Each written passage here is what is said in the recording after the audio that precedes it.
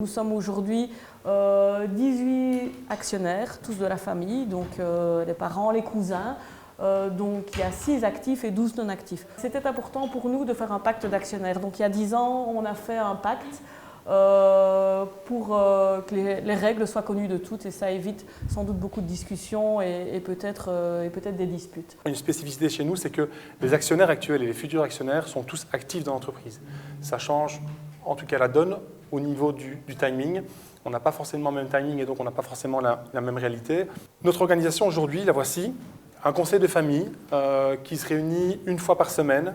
C'est un conseil de famille pas au sens qu'on entend généralement. Ici, c'est plutôt une réunion entre membres de la famille pour pouvoir échanger sur la réalité, pouvoir s'aligner aussi sur tout un tas de thématiques, sur des décisions qui vont être prises. On a ensuite un conseil d'administration qui se réunit 4 fois par an, plus 2 fois de façon spécifique, avec un focus sur la stratégie et sur les budgets. En dessous de ça, on a un comité exécutif, groupe, dans lequel siègent les responsables de chacune des entités.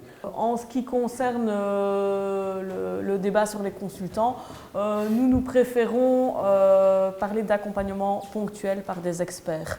Donc ce sont des personnes qu'on va chercher, on a une problématique particulière à un moment donné particulier et on va se faire accompagner. Donc ça va être souvent des réviseurs d'entreprise, des juristes ou peut-être des spécialistes en implémentation d'ERP informatique. Au niveau des externes, chez nous, comme je dis tout à l'heure, on a déjà la présence de 2 administrateurs indépendants au sein du conseil d'administration qui apportent un réel plus, quasi le même œil extérieur que pourrait apporter le consultant, si ce n'est que cet œil extérieur-ci, il est écouté.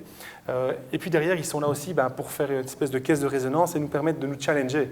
Ils voient beaucoup de choses, ils ont aussi des parcours qui sont brillants et donc ils aident vraiment la famille, entre guillemets, à penser un peu autrement. Il faut évidemment avoir conscience que dans une entreprise familiale, il y a une dimension émotionnelle et qui est décuplée.